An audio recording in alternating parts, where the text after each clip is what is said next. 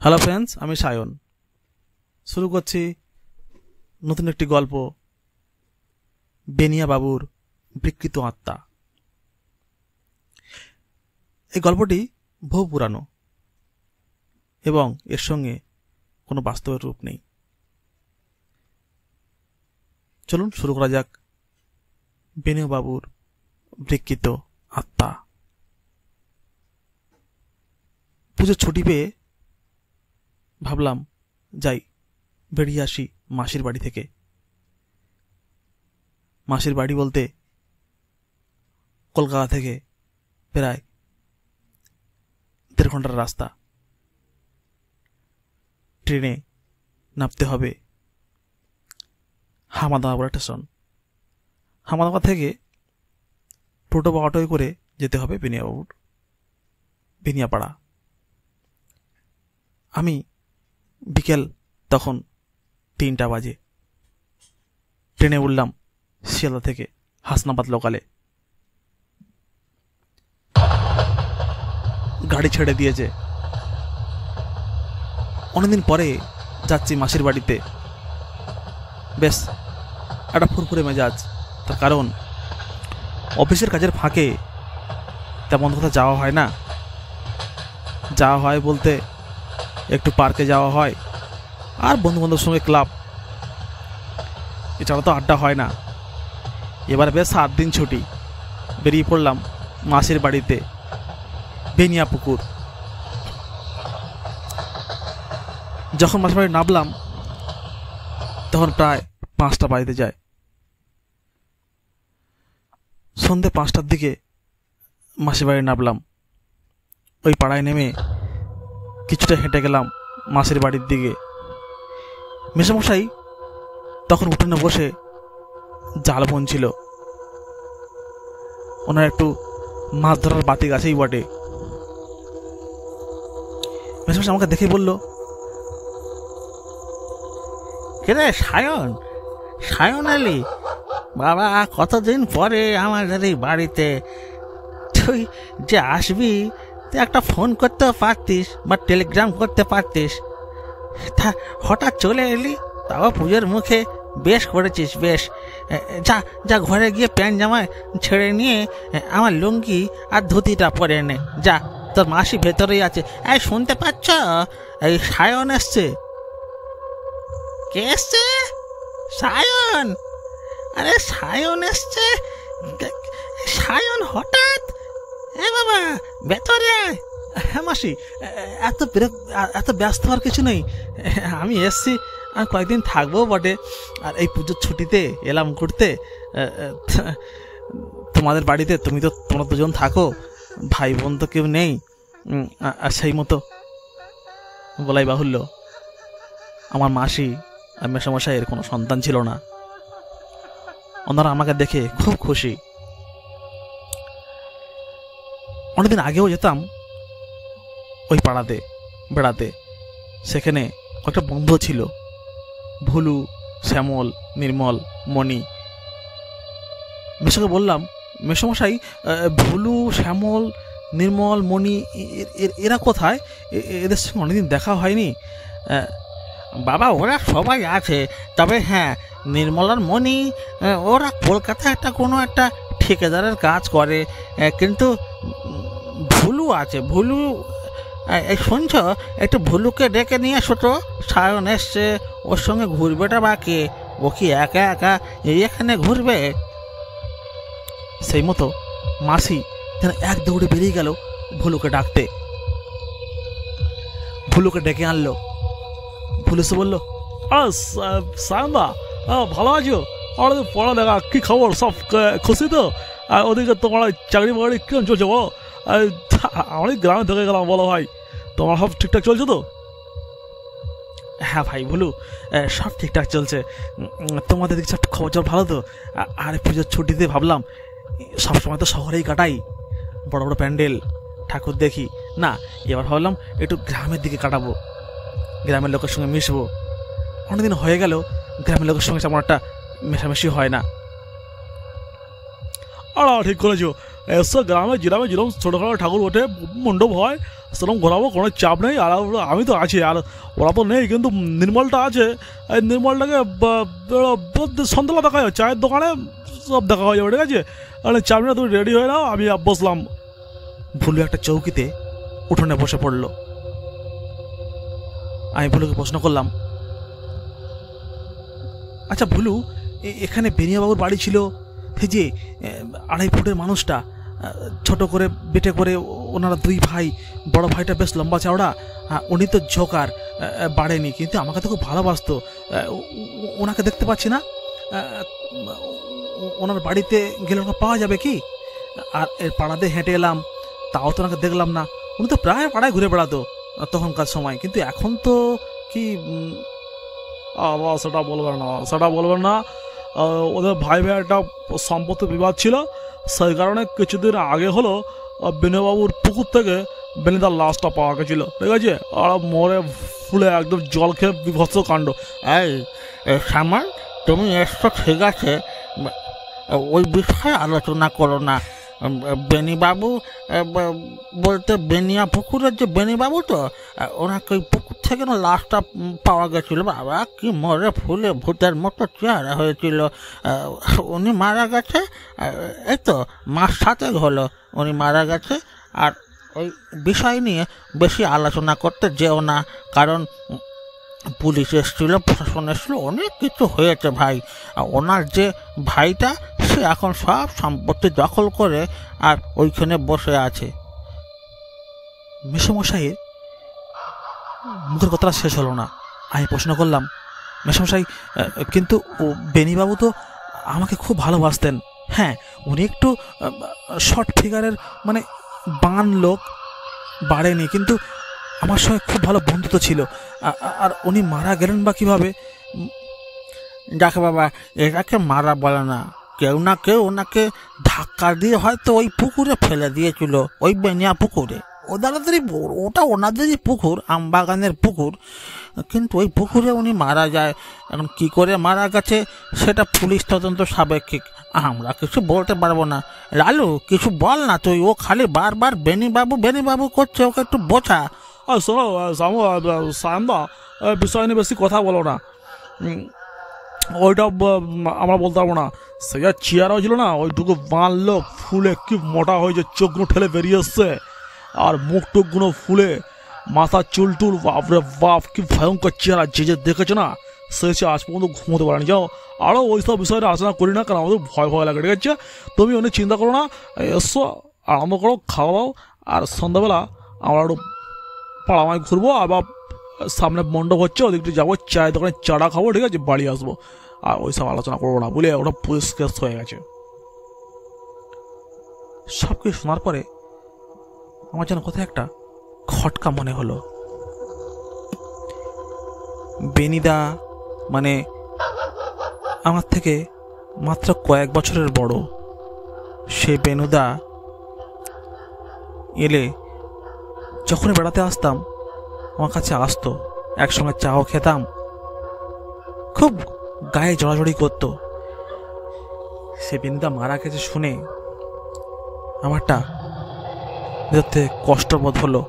আমি লালুকে আর কোনো প্রশ্ন না করে বললাম, চল লালু, একটু চায়ের দোকানে যাই। চায়ের দোকানে গিয়ে একটু চা খেয়ে আসি, ট্রেন জার্নি করে এসছি তো, মাথাটা বেশ ধরেছে, বুঝলি? এটা ভালো লাগছে না, চ। এই বলে লালুকে নিয়ে চায়ের দোকানে গেলাম। তখন প্রায় সন্ধে ঘনিয়ে এসছে। গ্রামটা বেশ অদ্ভুত সুন্দর। অদ্ভুত কেন বলছি, সন্ধ্যা হলে এই গ্রামে আর লোকজন দেখা যায় না। হ্যাঁ, কিছু পাখির ডাক আর রাতে কিছু পেঁচার আওয়াজ ছাড়া আর কিছু পাওয়া যায় না এই গ্রামে। সেই মতো লালুকে নিয়ে চললাম পাড়ার মোড়ে। পাড়ার মোড়ে বলতে 2-3টে মুদির দোকান, একটা চায়ের দোকান।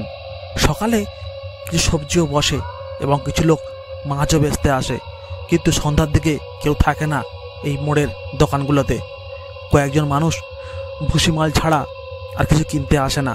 হ্যাঁ, কিছু বৃদ্ধ লোক আসে যারা চা খেতে আসে। গিয়ে লালু আমি চা খেতে শুরু করলাম। একটা চা একটা বিস্কিট নিয়ে খেয়ে বাড়ি ফিরবো। এই গল্প সে গল্প করতে করতে তখন প্রায় রাত 9টা বেজে গেল।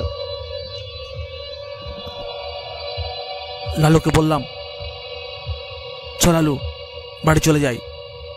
লালু বলল, চলো, অনেক রাতও হয়ে গেছে, আর এই এত রাতে আর ভালো লাগছে না। চলুন বাড়ি যাই, বাড়ি গিয়ে একটু বিশ্রাম নিয়ে কাল সকালে আবার ঠাকুর ঠাকুর দেখতে হবে। পণ্ড হচ্ছে, ওদিকে যাওয়া হবে, কোনো এদিকে চাপ নিও না, আর ভালো লাগছে না, চলো। লালুকে বললাম, লালু চল না, ওই বেনিয়া পুকুরের ওপর থেকেই যাই। অনেক দিনের স্মৃতি জানিস, একটা সময় হতো যখন বেনিয়া পুকুরের পাড়ে বসে কত না ছিপ ফেলেছি, মাছ ধরেছি, কত না লাট্টু খেলেছি, ডাঙ্গুলি খেলেছি। চল ওই পুকুর দিকতে একটা পাক মেরেই বাড়ি যাই। লালু একটু ভয়ভীত হয়ে বলল, ও বাবা, রাত তো অনেক হলো, আর পুকুরের পাড় থেকে যাওয়াটা একটা কেমন বিষয়। হ্যাঁ, ওটা বেনিদা মারা গেছে, সেখান থেকে ওদের যাই না, বুঝলে। আরে তুই ভয় পাচ্ছিস কেন? সঙ্গে তো আমি আছি, এত ভয় পারবার কি আছে? চল না। বেশ আদর চাঁদ উঠেছে আকাশে, হালকা জ্যোৎস্নায় চকচক করছে গ্রামটাও, গাছের পাতাগুলো ঝিকমিক ঝিকমিক করছে। অনেক দূর দূর গ্রামগুলো হালকা আধাওয়ালায় দেখাও যাচ্ছে। হালকা জ্যোৎস্নার মধ্যে কিসের এত ভয়? চল আমার সঙ্গে, আমি তো সঙ্গে আছি। আমি আর লালু ওই বেনিয়াপুর বুথ থেকে যাওয়ার জন্যে পাড়ার মোড় থেকে বেরিয়ে পড়লাম। হ্যাঁ, বেনিয়া পুকুরটা একটু মাঠের দিকে, যেখানে কোনো ঘর বাড়ি তেমন কিছু নেই, শুধুমাত্র বেনিয়া বাবুর বাড়িটাই ছিল। ওরা দুই ভাই আর ওর বিধবা মা বাস করত।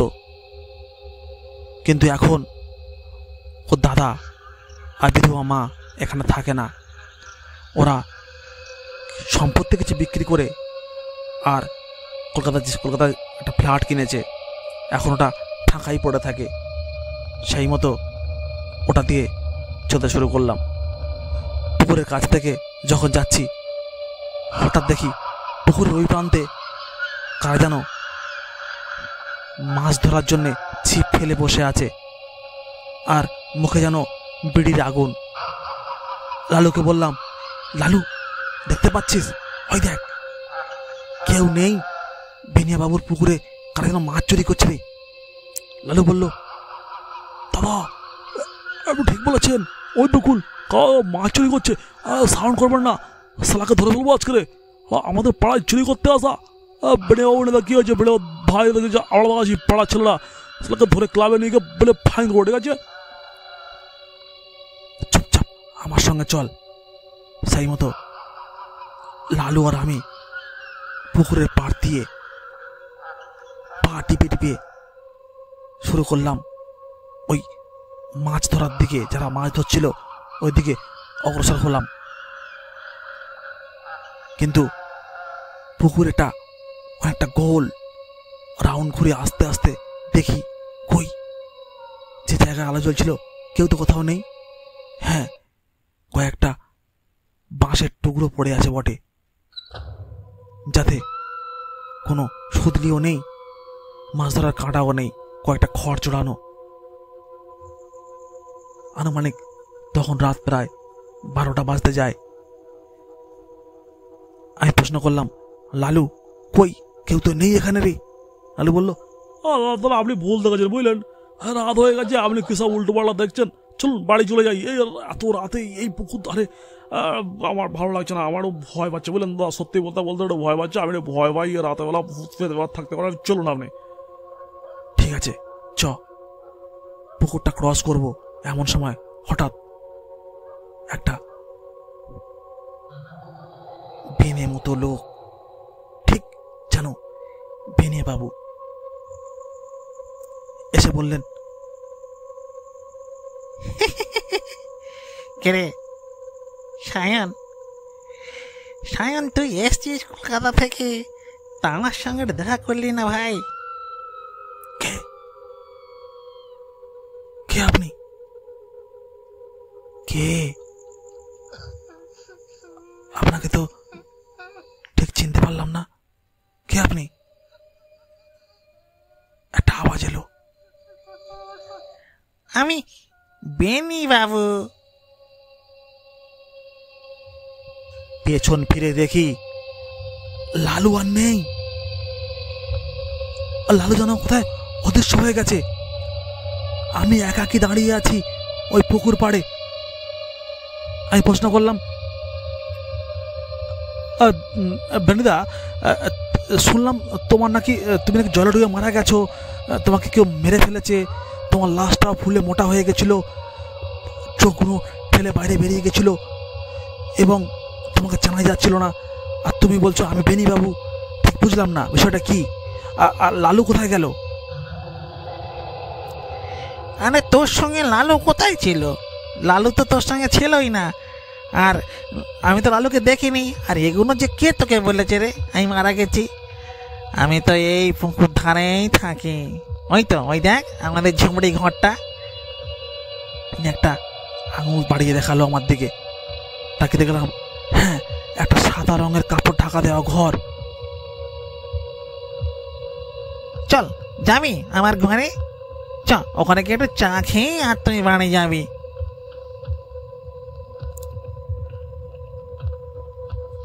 আমি ভাবলাম, মেসোমশাই, মাসি, এরা সবাই কি আমি মিথ্যা কথা বলেছে?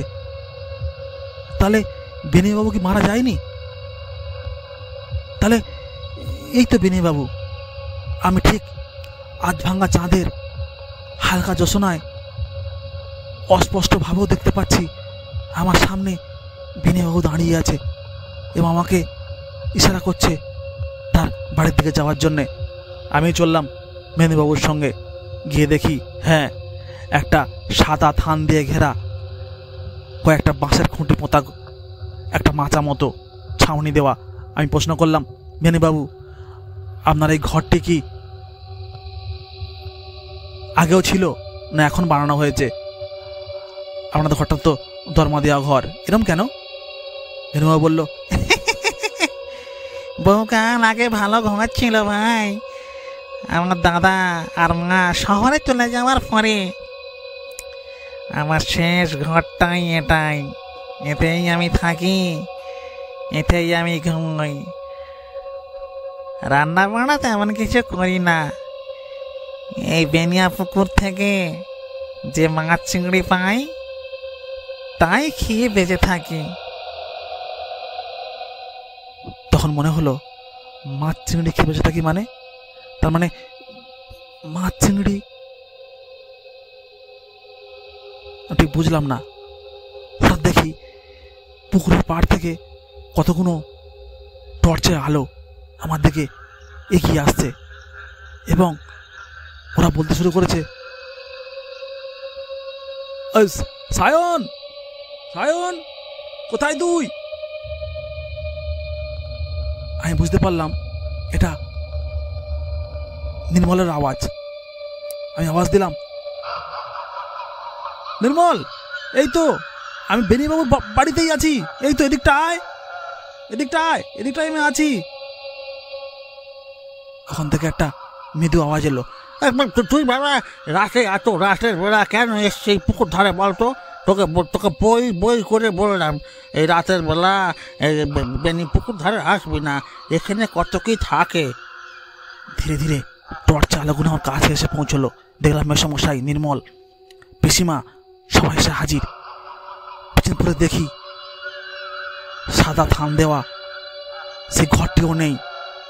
কিছু কাঠ কয়লা পড়ে আছে। টর্চের আলোয় পরিষ্কার দেখতে পাচ্ছি কিছু কাঠ কয়লা শ্মশান। আমি বললাম, মেসমশাই, এখানটায় এখনই আমার সঙ্গে বেনিবাবুর সঙ্গে কথা হয়েছিল, বেনিবাবু কোথায় গেল? মেসমশাই বলল, বেনিবাবু কোথায় যাবে? তুমি যত বাবা কলকাতার ছেলে তোমরা কথা শোনো না। দেখো তো এইটা হচ্ছে বেনি শ্মশান। বেশি মারা যাওয়ার পরে পোস্টমর্টম করে পুলিশ। লাশটা ফুলে দ্বিগুণ হয়েছিল, ভয়ঙ্কর চেহারা হয়েছিল, চোখগুলো ঠেলে বেরিয়ে গেছিল। হ্যাঁ, পেটের মধ্যে মাছেও কিছু পেটের চামড়া কেটে খেয়ে ফেলেছিল। কি ভয়ঙ্কর দুর্গন্ধ, পচা সেই শরীরটাকে ওই পুলিশ নিয়ে গিয়ে পোস্টমর্টম করে আনে। আমরা গ্রামের লোক সেটাকে নিয়ে এইখানে পুড়িয়ে দিয়েছিলাম, আর সেইখানে দাঁড়িয়ে তুমি এখানে মজা করছো আমাদের সঙ্গে। চলো বাড়ি চলো। ফিরে এলাম বাড়িতে, সব বুঝতে পারলাম যে বন্ধুত্ব কতটা গাঢ় ছিল। এত গাঢ় বন্ধুত্ব ছিল যে আমার প্রাণটাই নিয়ে নিচ্ছিল আরেকটু হলে ওই বেনিবাবু। এক সপ্তাহ ঠাকুর দেখা দূরের কথা, আর মণ্ডপ ঘোরা দূরের কথা। এক সপ্তাহ জ্বর, কত গুণিন কত ওঝা এলো, ঝাড়ফুঁক করলো, ডাক্তার এলো, ওষুধ দিল। ধীরে ধীরে সুস্থ হয়ে আমি বাড়ি ফিরে এলাম, কিন্তু সেই স্মৃতি আমি আজও ভুলতে পারিনি। বেনিয়াপুকুরের বেনিবাবু